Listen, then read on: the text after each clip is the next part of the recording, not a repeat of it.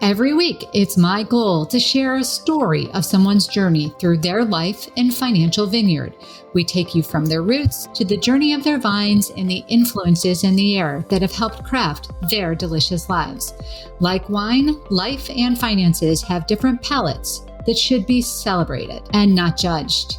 Welcome to this edition of Wine and Dime with Amy Irvine. Today's guest is Joanne Williams, and I think you're going to love the conversation that we're about to have, because if 2020 didn't bring anything, it was certainly anxiety. Joanne, thank you so much for being on the show today. I can't wait to dive into your journey and your topics and all of the amazing, I think one item I read was emotional tax you pay. So to dig into all of those items and break them down just a little bit. But as the listeners know, before we dig into that, I know you're not a big wine drinker, but I'd love to know what your favorite beverage is. Oh, thanks to Amy for having me. And, my favorite beverage is coffee. I just find there's so many deep flavors and I even like the fruity, cinnamony or any kind of flavored coffee. And I think that to me is kind of like you're saying about like you enjoy wine. I feel like it is. It takes you someplace. You get to have an emotional connection to it. And I feel like I have that with coffee. Coffee would be my next favorite. So I totally get it. I'm digging into some Grenaches right now. That's the flavor of the month, I guess you want to say. And for those that have been listening over the last year, we haven't been able to travel at all. So I've sort of been, like picking different regions of the world and exploring the wines from there. And right now I'm very specifically focused on trying to find those hearty Grenaches that are out there. And of course, at a bargain price, so big bang for little buck, basically. But well, in all seriousness, I'd love to dig into learning a bit more about your journey and I guess your gift to the world, as I like to call it, and how your vineyard was formed. So why don't we start at the very beginning? Tell us a little bit about your background, your business, how you became formed the Anxiety Simplified, the step-by-step solution that you have designed. Mm-hmm. Mm-hmm. Oh. Well, I think all of us, are formed by our initial family or our caregivers. And anxiety is no different. If we have secure attachments, we're much more secure. And I've got to say, I was a child of the 50s with the father who came home after having the 2 martini lunches and the cigars and comes home, puts his feet up, and the mom or the woman is expected to take care of the rest and the children. And I felt like that's kind of my world that I lived in. So there was a bit of alcoholism.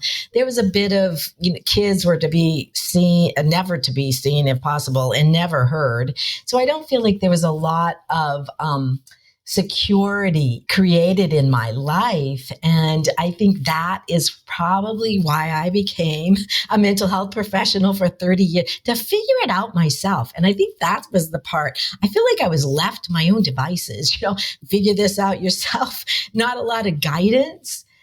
So that's been my journey really for 30 years and enjoyed it tremendously after I had several other careers, but this has been a really, really good one for me. And one of the reasons why I like to do podcasts now or my own is to share this information, for anybody out there that does have a passion and you want to be able to share it. Podcasting is a really good way to do it. And I feel like we all need to do a little bit more of that to share ourselves. Yeah. So speaking of podcasting, so you are the host of Anxiety Simplified. This is a podcast that you offer to help people with everyday strategies, basically a way for them to tune in and listen and get ideas and maybe challenge their way of thinking just a little bit. Or, I think in today's world, we're even if we work as part of a team, we're often alone. And boy, left to my own devices, I can create a lot of things. My mind can go in a lot of directions. Overthinking Yeah, overthinking is one of them. A lot of times overanalyzing. And a lot of times all you're doing is just creating more stress and anxiety for yourself because you're imagining all these things that are not even there. Well, yeah. So it's not always a very good thing if you're not controlling it. Well, from part of our job is to be looking at what can go wrong, right? So people pay me to actually see what the holes are in their plans. So try to tune that off in your own life when you're trying to do that for everybody else is a bit challenging sometimes. So when exactly did you start the podcast? What was the initiative behind that? What was the driving factor? This was part of COVID. Last year, I just felt that urge that I could see in my own clients this increase in anxiety and depression. And I could see that this was not going to be a pretty 2021 if people didn't take more control, didn't learn more skills. And so I thought, what a better way is to share my skills that I've honed now for 30 years. And I really feel like I try to make things as simple as possible. And so that's really what I do in the podcast. And I just felt like, you know what? I was on a mission, to share what I've learned in a free way. So you started the podcast last year, but you've run a practice for a long 30 years. I know. So the other day, somebody introduced me and they said, with almost 3 decades of experience. And I went, oh, what are they talking about? But it's true. They couldn't be. She must be introducing somebody else. So I'm like, no, I'm super conscientious of when I say that to people. But you have worked, I guess since 95 specifically, you were also working with animals as well, right? So bringing that into the mix of things. You mentioned that it was sort of your journey to figure it out. Like, you explored this as a way to try to figure it out a little bit. What made you decide to do it as an entrepreneur? After I got counseling myself, when I finally figured out, I am not being able to figure this out myself. And, in an alcoholic marriage, that was not supporting me and my wishes, my true self, and 2 children. And I said, no, this is not okay. And I'm going to figure this out with some professional help. And I did. And I'll tell you, it was one of the very best things I could have ever done. And from maybe 2 years after that, I did start my own private practice, went back and I got my master's degree. And like I said, I have done counseling now for 30 years. And it has been really a blessing, I feel like. And I'm so grateful because I learn every day too, from my clients, from my experience, from their experiences of working together. Like when 2 people come together, there really is something bigger than both of us. So I really enjoy the work. And about 7 years ago, I was on a plane with my little dog stuffed in a bag under the seat. He was having terrible anxiety that was causing me terrible anxiety. And this kind flight attendant told me about the Emotional Support Animal Program, that if you got a letter from a mental health professional, you could have your dog on your lap. So I looked into it. There's actually 2 laws for housing and then for flying at that time. It has changed just January. But so ever since then, I'm like, here I am, a licensed clinical social worker. I can do I can certify people. So I've been doing that for 7 years. And I must say, I have found it pretty incredible that it's like an introduction to therapy, I find, for people who have never considered it, never thought it would be a benefit to them, how an animal can calm them, how an animal, like, especially even for children, the responsibility, it gives meaning and purpose to their life. Loneliness helps with depression. I just have been really shocked at how helpful that has been for clients. And so I've continued to this day to have that as my specialty as part of my practice. And then in January, the law changed for flying. And I kind of could see this coming. And last year, and so in 2020, and they were shifting over for flying. It would have to be a service dog. And now they made a category of psychiatric service dog. And it has tougher requirements. It is more strict. But that is what I'm also currently doing. So now emotional support animals are only for housing. And a psychiatric service dog can go anywhere with anybody. It doesn't matter if it's stores, restaurants, or whatever, and flying. Okay. So that is so interesting. And I've had animals. I don't currently have one just because of being in multiple locations, and it's challenging when you're doing that. But I know that, my attachment to them is quite tight when I have them. And when I lose them or have lost them, the emotional toll it takes on me is quite severe. So thinking about 2020, and if, let's say, somebody loses a loved one, which could include their animal, that was I'm sure, a very challenging year for people in your position too, because the anxiety in 2020 was high. I don't care who you were, it was high. So adding any kind of emotional items to it would even add more mental health related issue. I like to word the issues as it bothers me, that word, because it's just like it does, right? No, but it sounds like it's degrading to me because I've got an issue. It does. But when I think about, like, I have an earache, nobody says you got an ear issue. They say you've got a pain. Ear issue, right? So thinking about 20, as opposed to a problem. Well, it's not always that we one of the things that you made a comment about, or I read about you, was that emotional tax you pay without the proper support comes from anxiety, depression.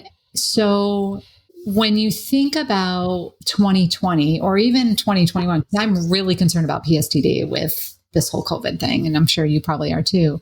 Talk a little bit about what do you mean about emotional tax? I think with almost all emotional issues, we don't recognize them. They have become part of us, and it's just like we're like a hamster, on the wheel of it, and we don't see it, we don't hear it anymore, and sometimes don't realize that stepping off that hamster wheel and giving ourselves a chance to look at really the effects that anxiety or depression or has on ourself, on a relationship, on our work life can be really rewarding. And if we don't, we will continue to pay a tax or a cost. And there literally are actual costs. I was just reading one story that you can even lose as much as $105,000 per year because of anxiety, maybe not standing up for yourself when you're buying a car, asking a good question, maybe for your mortgage. Yeah. For a raise is huge. And think about it too, for the cost in a relationship. It may not be a financial one, but it could be.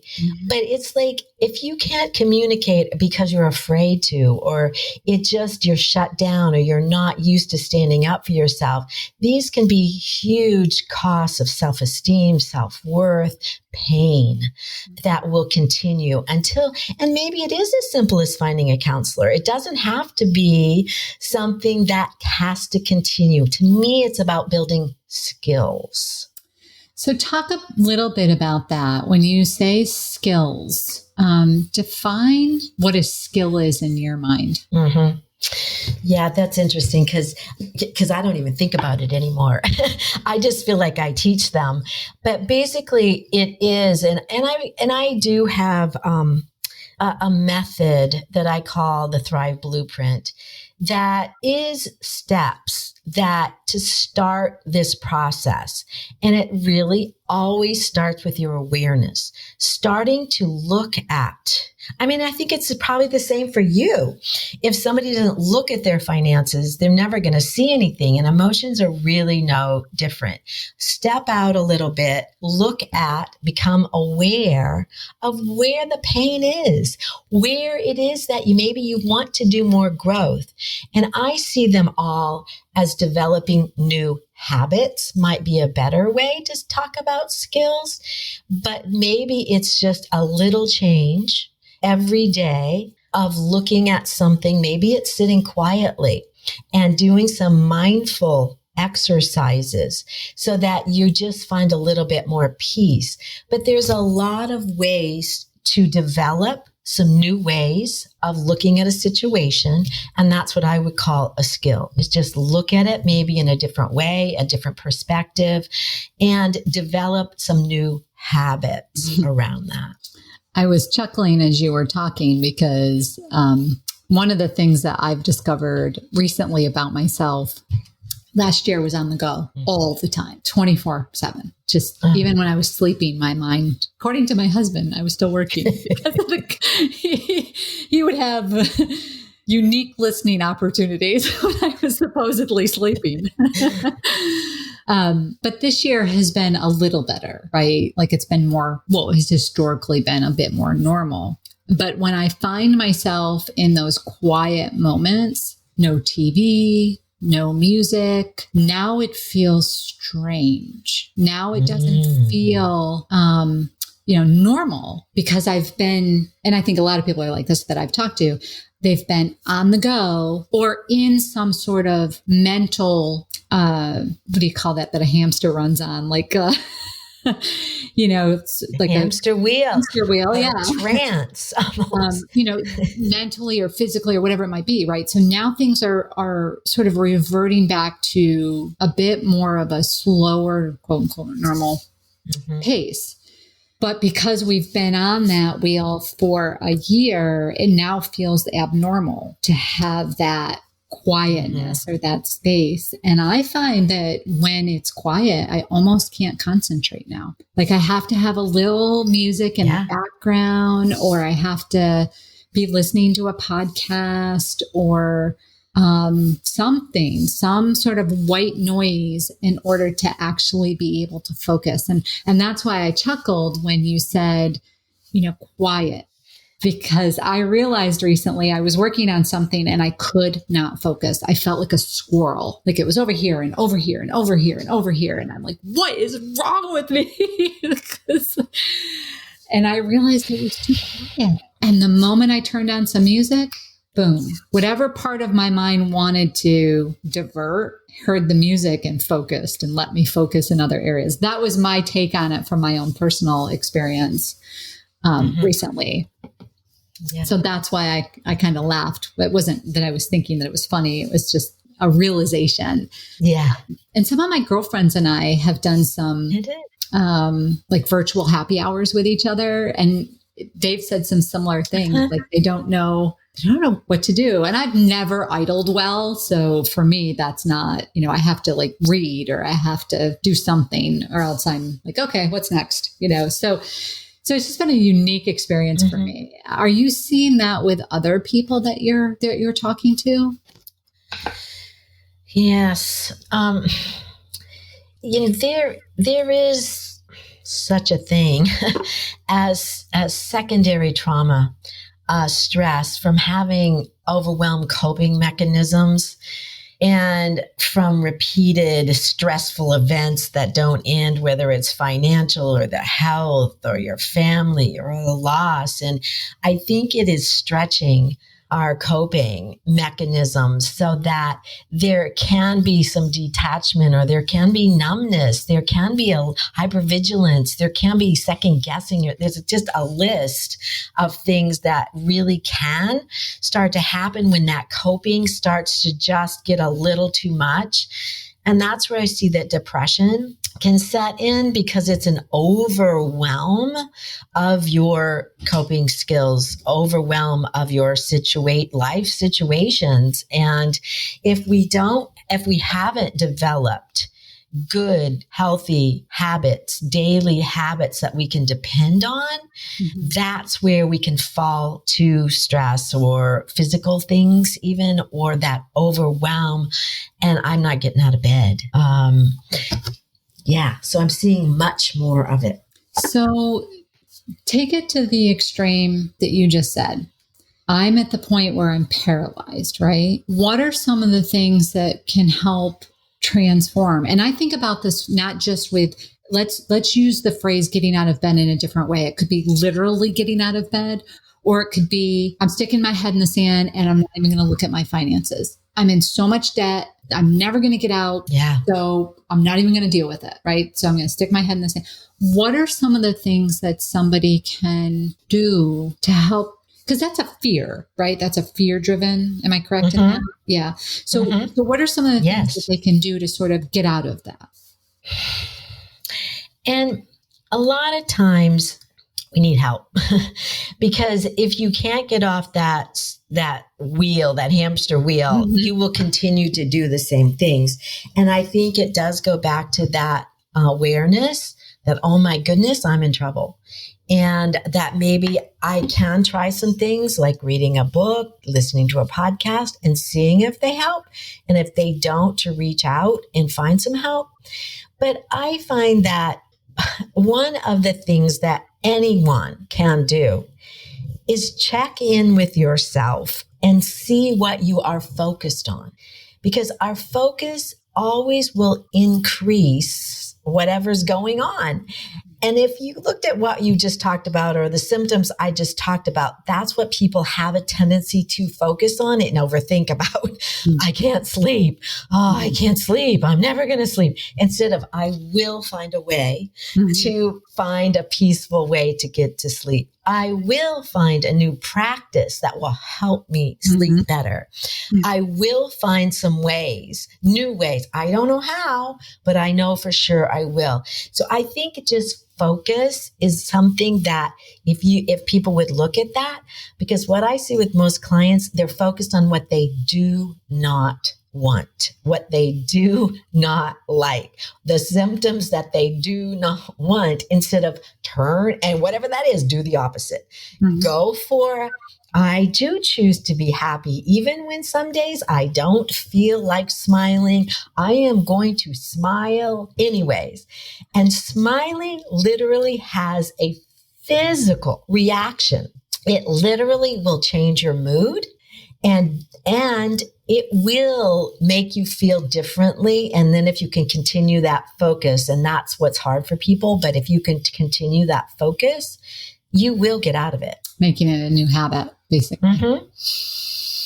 So I know one of the specialty areas that you often talk about is 10 principles you wish somebody had told your younger self. I would love to hear those. You know, that was after, I don't know, one of those days, and I felt like, boy, wouldn't that be nice if I could share this with people so they don't have to go through some of the things that I do. And I'm really happy to share those with anyone, anytime. But, the number one, and I think about these often because I'm thinking, would I really want this to be number one on my list here? But, the more I look at and even hear this on TV, I even hear people saying the same thing. Find a cheerleader in your life, someone who adores you, who has your back, no matter what. And if you don't have somebody, find somebody that just will be there for you. And I think this year with isolation, I think that's why I ended up putting that top of my list, because we're social creatures. It is not good for us in any way, shape, or form. How can you be connected in some way with somebody who really appreciates you? And if you don't find a person, get a dog. or some animal of some sort. No, some animal, actually any animal. Yeah. Mm-hmm. That's a good point that I think is important to discuss because, in the financial world, what we saw this year was that at first, many of our clients had more money because all of a sudden they weren't traveling, they weren't eating out, they weren't engaging in those social actions that they normally take. And they were shocked at how much money they were actually spending on those categories. Sort of their head was pulled out of the sand because it had to be, from that perspective. But the number one thing, so we always ask our clients, if money wasn't a barrier, what would you change in your life? And towards the end of last year, people are like, oh, I'm traveling. I'm going to go see family. I'm going to go see friends. We're going to have barbecues this summer because that's probably safe. We're going to go out and one of my big concerns is like now, we've gone so far from one side because we were forced into this isolation that we're going to see this huge swing, which is great for an industry that has been so impacted by this. But I think, it's going to go completely the opposite way as more and more people become vaccinated or comfortable being out in public for their own safety and the safety of their family. Right. So we all have like our radar up for, the spending that kind of comes along with that social, but even for what I call a self-reformed introvert. And the reason I say self-reformed is because I'm easily a wallflower and I can easily stay at home. Like, the friends that I have, I'm close with and, there's a small group, but even I got to the point where I'm like, can we just do something outside? Like, what can we do? Like, I cannot. I love my husband, but I've never spent this much time with him. It's sort of put me, I remember one night sitting around saying to him, so this is what it's like when my clients retire and they're married. Like all of a sudden they go from, these lives where they're sort of, they're traveling together, but they have their space. And then all of a sudden they're like, pushed into the same exact space at all times. And yeah, that's interesting. But the cheerleader concept. And without a plan. Yeah. Without a plan. Go ahead. Yeah. Yeah. I was just going to say, retirement, I don't recommend it, unless somebody has a plan, they've thought this through. What is your next life desire? Not retire. I don't like that word. That's when I would take away. Maybe it's finding a different desire and joy in life. We always ask people when they're getting close to, the end of their first or second or sometimes third sort of career. What does retirement look like for you? Because I'm always particularly concerned about it and the identity that goes along with it sometimes. So trying to figure out if this identity goes away, what's the new identity? What are those connections? Who are your friends outside of the office? Who are your friends outside of work? And what are your hobbies? And for people that have been, heads down career and everything around them is their career, I will ask them what their travel plans are or their next career is going to be, because I've seen it so many times where they retire and they're like, I don't know, this sucks. Like, there's nothing to do, So I agree. They need a plan, but and that's when I see, I was going to say, that's when I see depression, because they've lost their meaning and purpose and thought this was going to be great to get away from, the grind and having to get up. And they had no idea that routine was so important in their life. And the people too, they're leaving. Right. The identity that goes along with it, especially when they're in leadership positions a lot of times. Yeah. But I want to go back to that cheerleader concept that you were talking about, because I do think that 2021 and 2022, as we start to go back into I think a lot of companies are going to allow people to work from home more, but there's still going to be some in-person, time and meetings and stuff like that. I think it's going to be, again, a shock to the system, and we're going to need those cheerleaders to help us through, don't you? Absolutely. I think we're going to see social anxiety go through the roof. because we have not been together in a meeting in so long. And I hear a lot of my clients have social anxiety anyways, or agoraphobia, that they really hate crowds and don't even like to leave their home. They're pretty pleased actually that they can stay home. But if they're forced to go back into those situations, I think we're going to have a bit of a hangover in the sense of really not knowing how to relate. And I feel like that in the children, or the older children as well, that haven't been in school. And they are more social creatures even than adults. That's their social identity they're developing.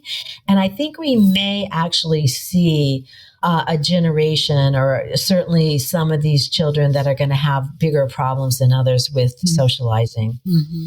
Well, being in high school is very challenging, I think, in and of itself, right? And it'll be interesting to see what happens when some of these students go off to jobs or college, or, it's hard enough sometimes to get them away from texting. And now they've been given a full year where that's a social norm. Well, and it's not pretty. From the statistics I'm seeing right now, there was just a recent study about teenagers, and it was 1.5 million teenagers. They did this survey online.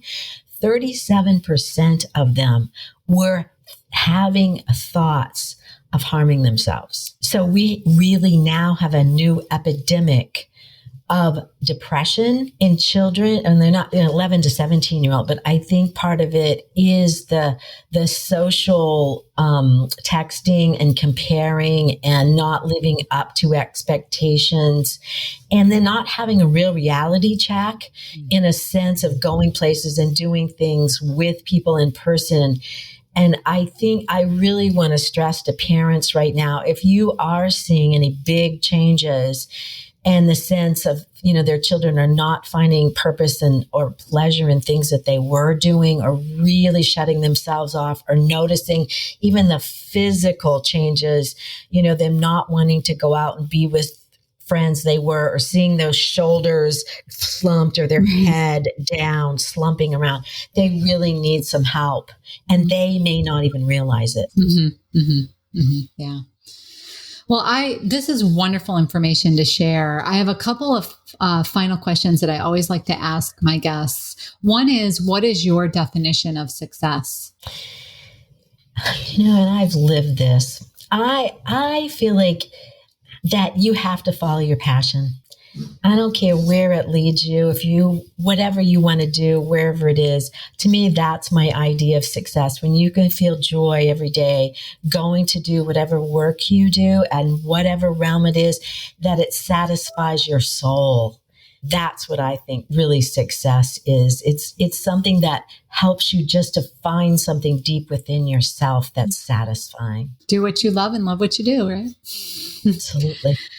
And then our final section, which we like to call Nourish Your Vine section of the podcast, we take just a few moments and we ask, the dime side, I guess you want to say, of wine and dime.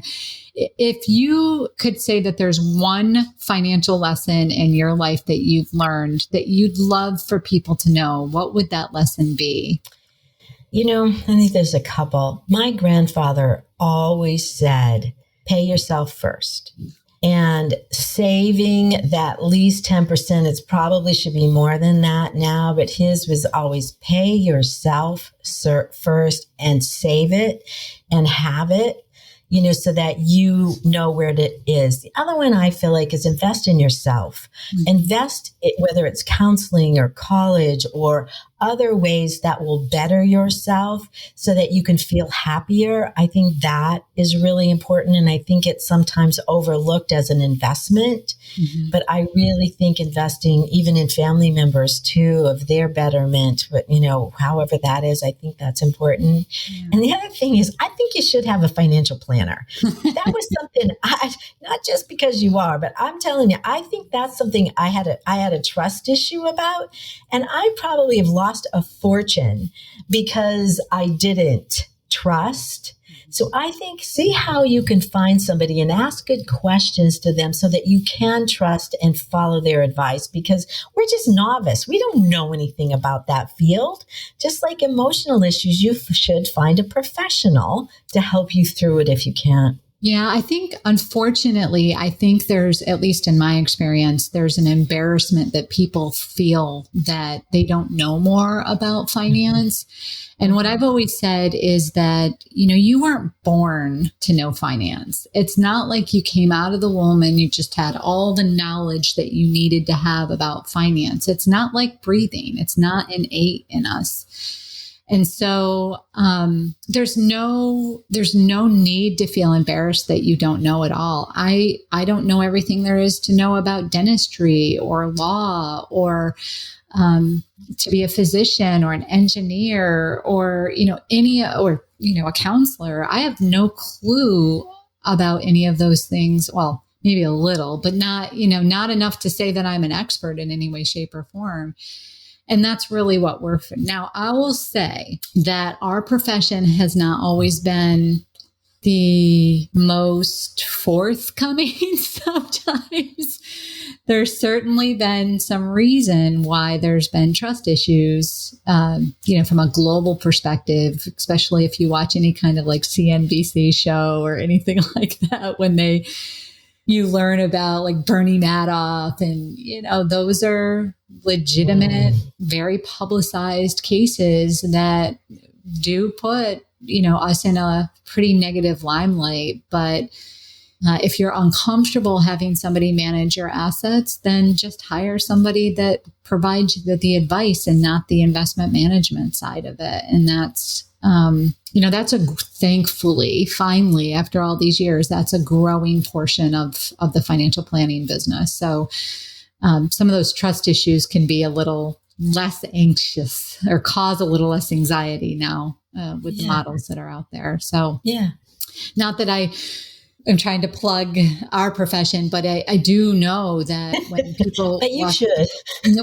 But when people walk into our office, the anxiety level is at the ceiling. I mean, I've had people sit in front of me and start to cry and then be so embarrassed by the fact that, that they're crying because they're like, I didn't expect to react like this.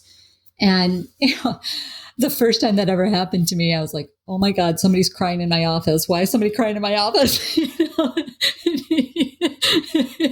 it was like, I didn't say anything. I swear I didn't say anything. It just was. I didn't want to do it. No, I guess I've learned, just let it, it's okay. Like, I don't say that. Because I never want people to feel like I'm giving them permission, but it is anxious. It does cause anxiety. It is anxious to be able to put everything out there. And I usually do try to say to people, it's like me coming into your bedroom, isn't it? And starting to dig through your drawers and looking at the different size clothes that we used to be able to get into as women, right? It's really the same thing. Because that's a very emotional thing. Money is very emotional. And when you're about to share a lot of things that you yourself haven't wanted to face, you betcha it creates some anxiety. Yeah. So I've learned a little bit about absolutely the reasons behind it, but that's also why, that's when I'm like, all right, where's the line?